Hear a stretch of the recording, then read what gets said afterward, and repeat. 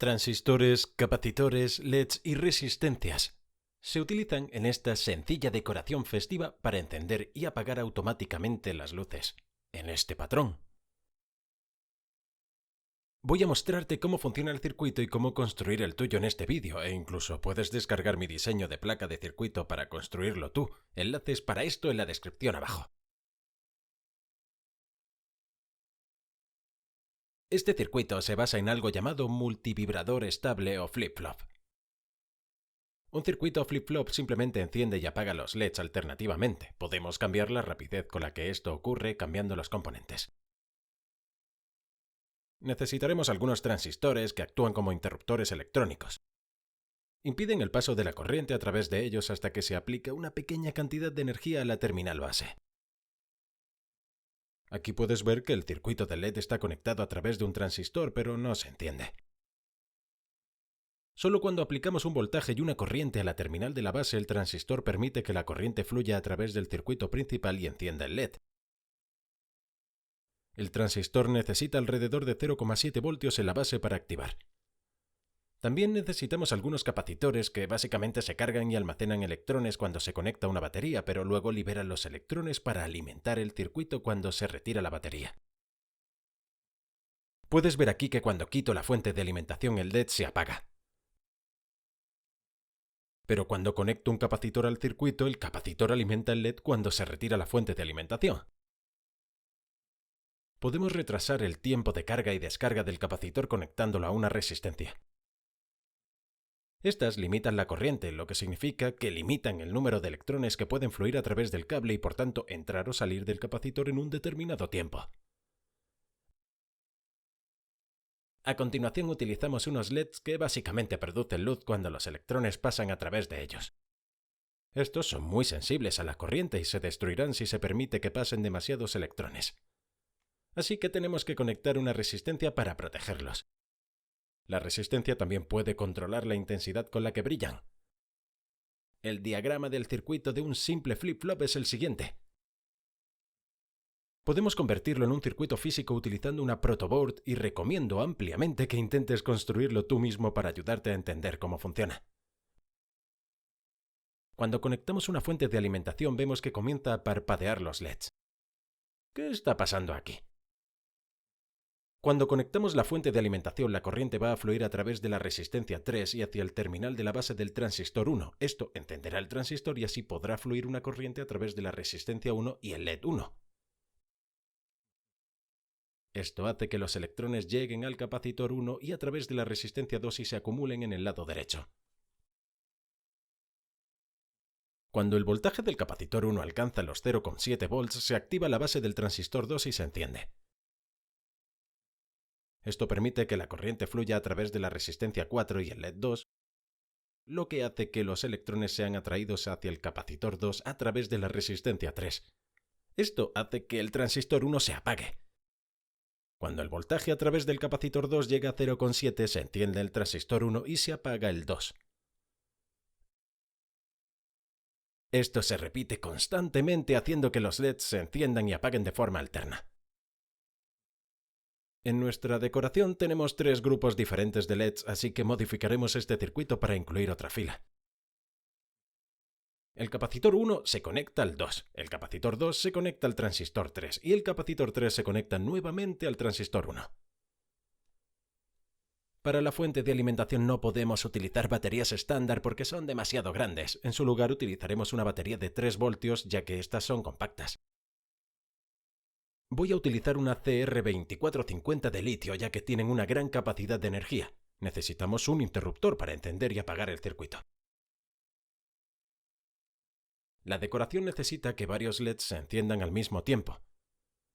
Tenemos 5 por transistor. Como solo tenemos una fuente de alimentación de 3 voltios, solo podemos utilizar LEDs con bajos voltajes como el rojo y el amarillo. Tendremos que conectarlos en paralelo para que todos reciban el mismo voltaje. Si fueran en serie, la caída de voltaje sería excesiva. El voltaje directo del LED es de alrededor de 1,8 volts y tenemos un suministro de 3, por lo que necesitamos una resistencia. Podemos colocar una resistencia antes de cada LED o podemos utilizar una sola para limitar la corriente total. Este es un circuito sencillo, por lo que podemos utilizar una resistencia compartida. Cuando el voltaje de un LED varía, la corriente y el brillo también cambian. No queremos que los LEDs brillen demasiado, ya que no se verán bien. Así que intentaremos obtener unos 10 mA por LED. Como tenemos 5, lo sumamos para obtener 50 mA. Si a los 3 volts de la batería le restamos los 1,8 del LED, nos quedan 1,2 que debemos eliminar. Entonces, 1,2 divididos por la corriente total de 0,05 amperes es igual a 24 ohms. Eso significa que la resistencia que necesitamos es de 24 ohms. Ahora, no tengo ninguna resistencia de 24, así que usaré una resistencia de 22 que funcionará bien para esta aplicación. El LED amarillo requerirá una resistencia ligeramente superior, pero la de 22 funcionará bien para este proyecto. Ahora, el transistor. Tenemos dos tipos, el NPN y el PNP. Para esta aplicación necesitaremos un transistor NPN. La mayoría de los transistores pequeños estándar funcionarán bien para este circuito, pero voy a utilizar el BC547 ya que se adapta muy bien a nuestros voltajes y corrientes. Por cierto, hemos cubierto cómo funcionan los transistores en detalle en nuestro vídeo anterior. Los enlaces están abajo. Ahora, el capacitor y la resistencia van a determinar la velocidad con la que parpadearán los LEDs.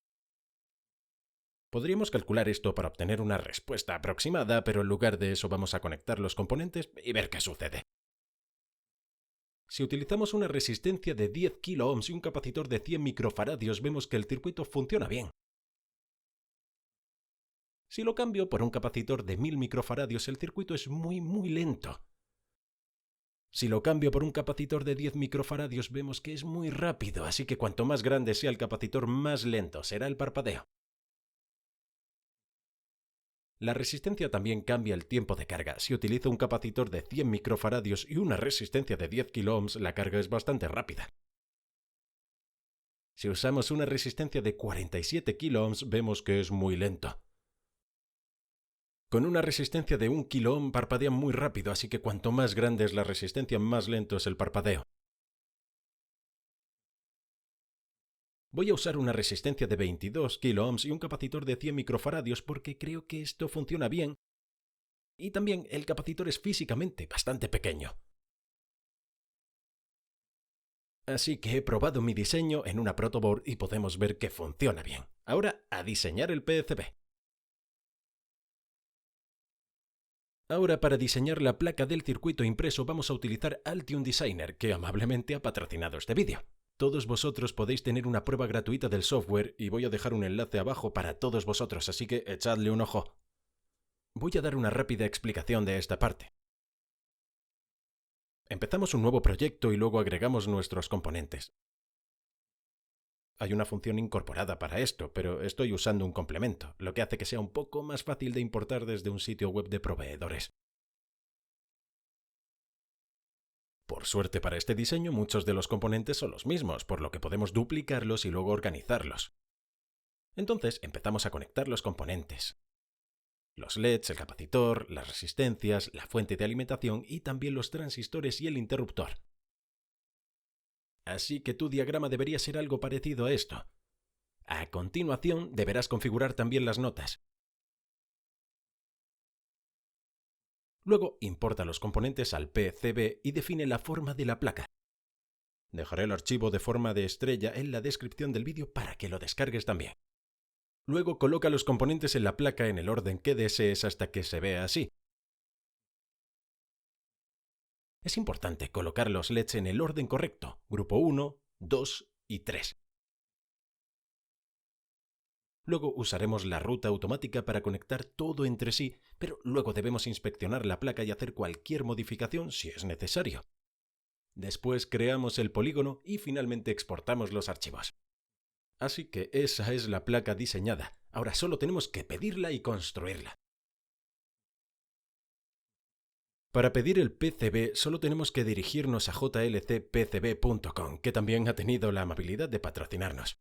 Ofrecen un precio increíble, 5 placas de circuito impreso desde solo $2.